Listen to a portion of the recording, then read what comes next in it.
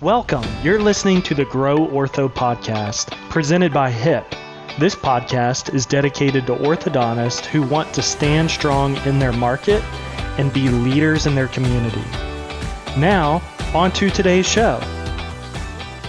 So, Peter, thanks so much for taking the time to chat with me today. Luke, thanks for having me. I feel honored and blessed to be able to join you today. Most definitely. Glad you're here. So, for those listening or watching who don't know you, take a moment just to introduce yourself, background, hobbies, and kind of your track record within orthodontics. A little bit about myself. I consider myself a data geek. I love numbers. I love numbers so much. I studied economics and statistics in college, and so I think that's probably one of my superpowers, if I have one, is somebody who actually looks at data and loves to look at data, loves to look at trends and see what's working and what's not. And that's really kind of how I'm hardwired. I love to work hard. I love to play hard. A little bit of a serial entrepreneur. I'm also an airline pilot, and I just like to do things that when I wake up in the morning, I'm excited about and have fun. Life's too short, and it's all about good work-life balance and feeling good about what you've done at the end of the day. Most definitely. Talk a little bit about your experience within the orthodontic industry. Some may not even know that your wife is an orthodontist, so kind of talk and maybe even go all the way back to that point. What made you decide to get involved in orthodontics? We opened up an office from scratch, and we had no idea, Luke, what we were doing. We were clueless. Back then, what was available through study groups, online training was minimal, zero to none. And orthodontists generally didn't like to share. They didn't want to share, how to be successful, especially competing orthodontists. So we had to learn everything from scratch. We read every book. We went to every AO lecture, and we learned through trial and error. And we made a lot of mistakes. We have one goal, and that was to create raving fans. And so we had a goal, and we didn't care where the business landed, Luke. We didn't care where the production ended. We just wanted to crush it.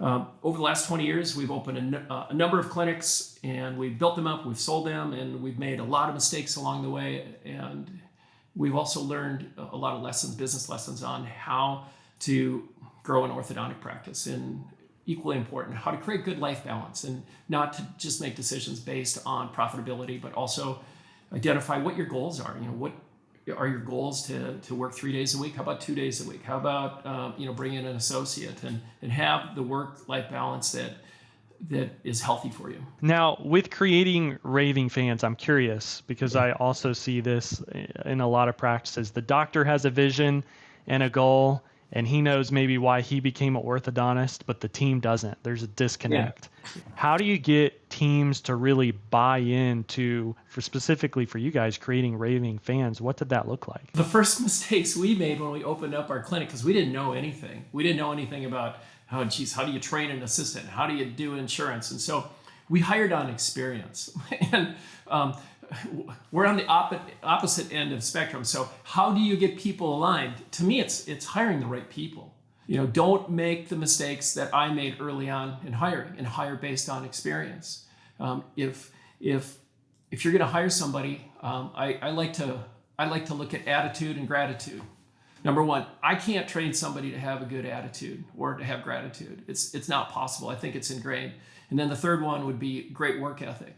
And so if your hires have great attitudes, they have appreciation, and they have good work ethics, they shouldn't be working against you. You shouldn't have people in there, I think you used the word terrorist in the office.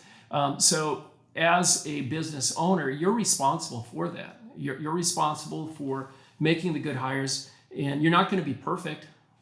And when you do make those hires and those people aren't working with you, you got to have them move on, because they're going to hold you back.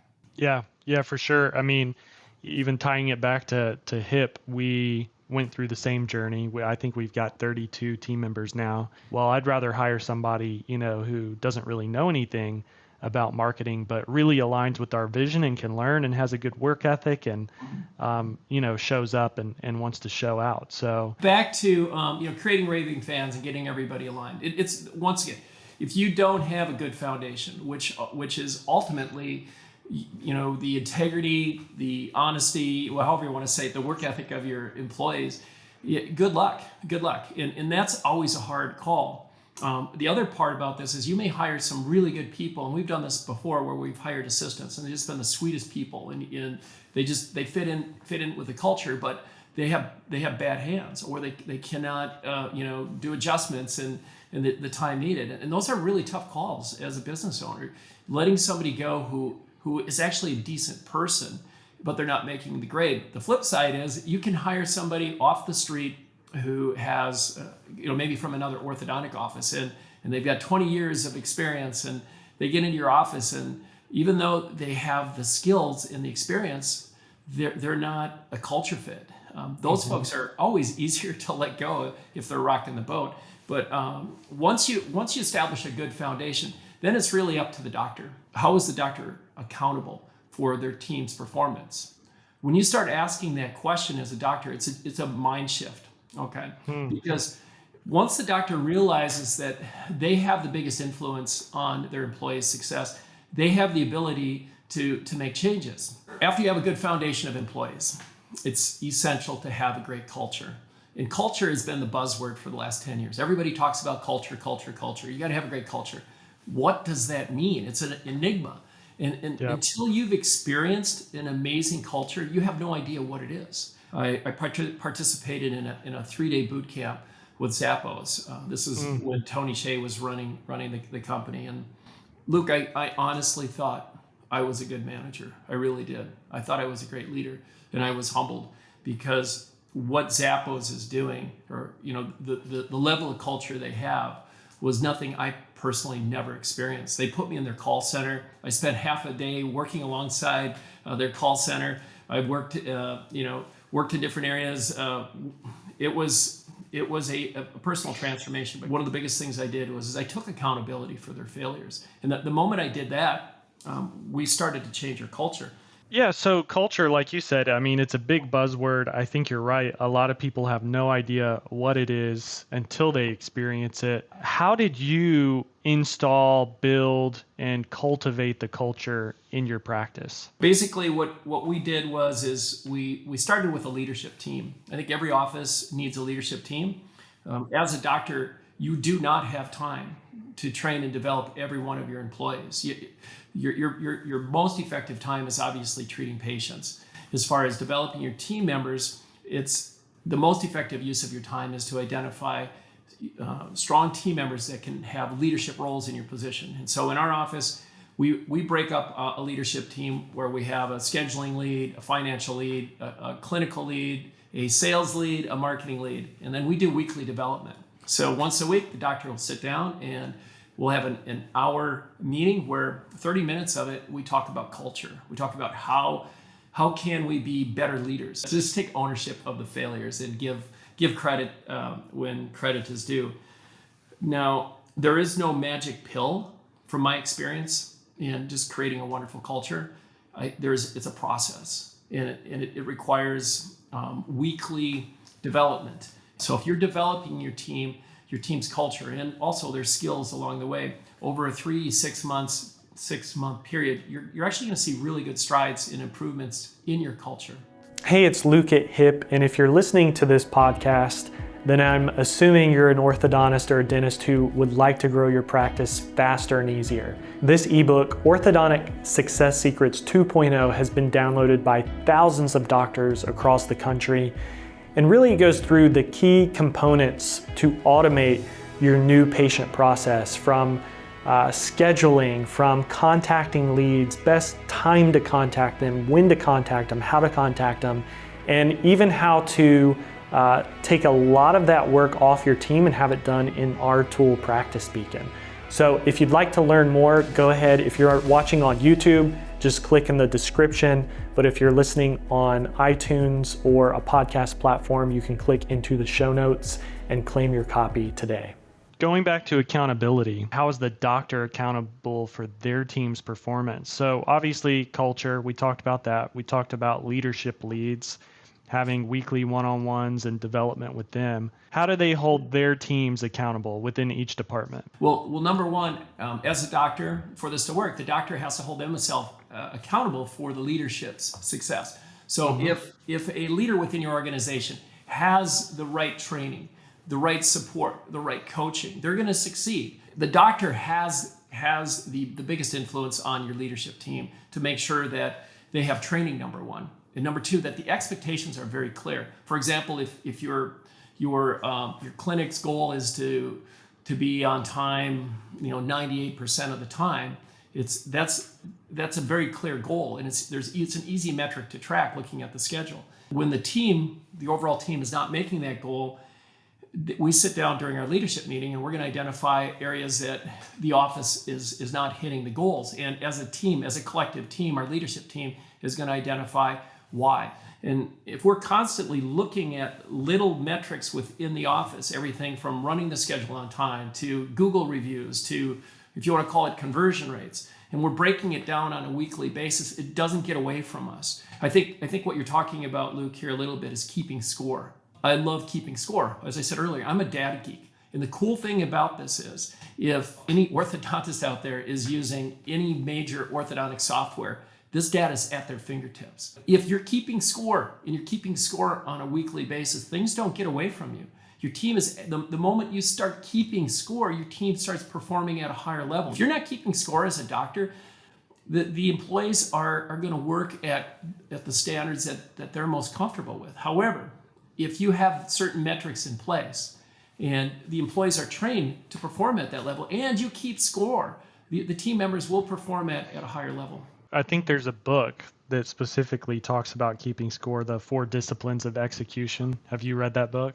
I don't know if I've read that. I probably have, yes. So the book, and the reason why I bring it up is talking about keeping score, and they talked about having a scoreboard where people could kind of see and get excited, maybe in their huddles.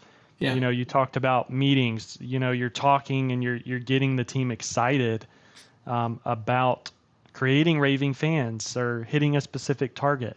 We have scoreboards in the office, and you're going to have to depend what the goal is of the week. If maybe it's doctor referrals, ask fors. Each team member should do 2 ask fors every day, and you should be putting it up there. There's something to be said that peer pressure, if you will, indirectly, if other team members are involved in the process, and there's somewhat of an obligation for them to put up some ask fors. However, if you're not keeping score, people can have a tendency to do whatever they want to do. How do you stand out in a highly competitive market? The reality behind it is there's so much information. Kind of as you alluded to earlier, there's Facebook groups, there's study groups. I don't know how many consultants there are. There's consultants everywhere. I think what I'm seeing right now is, number one, doctors are super competitive. To become an orthodontist, you got to be in the top of your dental school class. And when these orthodontists get out into the community, they have that competitive drive within them.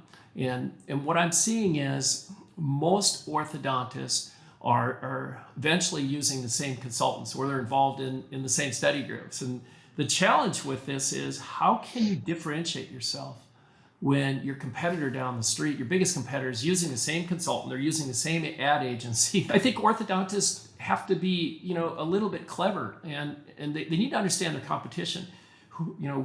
What is their competition doing? Who are they working with for consultants? And if you're trying to replicate what your competitors are doing, you're not going to stand out.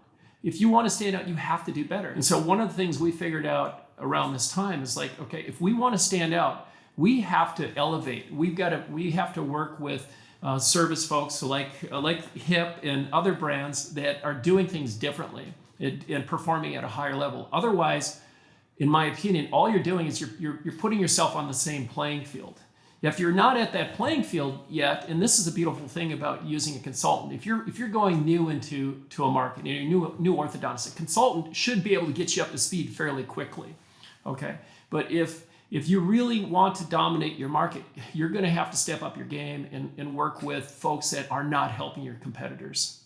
I think too, what you're talking about and what I think about with companies like Sesame, for instance, is once you get so big, how are you understanding your customers' DNA and who they are and telling that story versus telling the same story across all of your customer base? And I think it just gets diluted. And so if I'm not taking the time to fully understand Dr. Jennifer Egan, the area, what makes Dr. Jennifer different, giving back to the community, creating raving fans, then I'm not going to be able to display her in a way that is best. Kind of segueing into Rogue Mentor, um, why did you decide to start doing this, and what is it? Yeah, basically, it's just me. I'm Rogue, and I think it has a lot to do with my personality. So, like it or take it, this is who I am. I'm the data geek who's a little bit competitive, who chases adrenaline rushes, and so it allows me to live a little bit vicariously through other orthodontic practices. The challenge with orthodontists, and yes, I've been married to one for over 20 years. Brilliant, they're brilliant folks. However, most of them don't have entrepreneurial training. Basically, I'm a mentor for orthodontists looking for somebody to help optimize their business or help their business have a competitive edge. I'm a sounding board. Not all orthodontists are willing to share what they're doing, and however, it's really important to have somebody you can talk to, a sounding board, somebody who's been through this before, somebody who's scaled businesses. It's going to accelerate their growth. It's going to help them avoid pitfalls and learn from the mistakes that both Jennifer and I have had to endure over the years. How does your system with Rogue work, and how do you get into the practice to really figure out what is their market like? What are the goals here? What's the differentiation? What's the system kind of look like that you're gonna work with these orthodontists to grow their practice?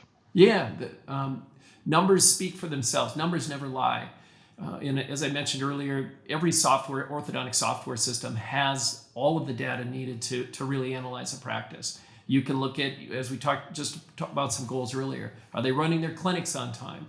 I can go to their website and look at their Google reviews. As far as conversion rates, I can look at their conversion rates. And if I can take a deep dive into an orthodontic practice's numbers, it's pretty easy for me to identify areas where orthodontists are crushing it, where they're doing really well, and they should really feel good about it. At the same time, I can identify areas that could need some development and improve. And my services aren't to develop the orthodontist team. I think there's some consultants out there that do a really good job at that. So my efforts are really primarily focused on developing the doctor as an entrepreneur. Why are some orthodontic practices doing better than others? Is it really the finishes that they do, or could it be something else? That's all in the marketing, and it's in the branding, and it starts with that website you're creating and those Facebook ads, and then the rest is from the experience itself. But I think there's this fallacy within the orthodontic community that what's going to separate their business from their competitors is that they're doing better orthodontics, and that's far from the truth. Consumers don't know the difference between a level 7 finish and a level 10 finish. Most dentists don't, but they're going to gauge you on the customer experience. And that far is more important for an orthodontist to get to understand and develop if they want to crush their market. There are a lot of orthodontists listening who may be thinking, am I a good fit to work with Peter? And are they? What's the criteria look like? If you're an orthodontist right now that has, tried everything possible to, accomplish the goals that you've set out to accomplish, but you're falling short, it's time to go rogue. So if someone is listening or watching and this is resonating with them, they want to speak with you, what's the best way to get a hold of you? Go to my website, myroguementor.com. I will provide you with a confidential, complimentary consultation just to kind of dive in, to learn a little bit more about what your goals are, to help identify whether or not I'm a good fit. That's the best place to go. Perfect. Well, thanks so much, Peter, for taking the time to chat with me. I really appreciate it. We should do it again, and looking forward to how this will help orthodontists grow, and also looking forward just to hearing more about your story and growth with Rogue Practice Driver. Hey, thanks, Luke. Thanks for having me. Thanks for listening. If you'd like to learn more about HIP or any of the topics in this episode, send an email to hello@hipcreativeinc.com. That's hello@hipcreativeinc.com, or jump over to our website at hip.agency.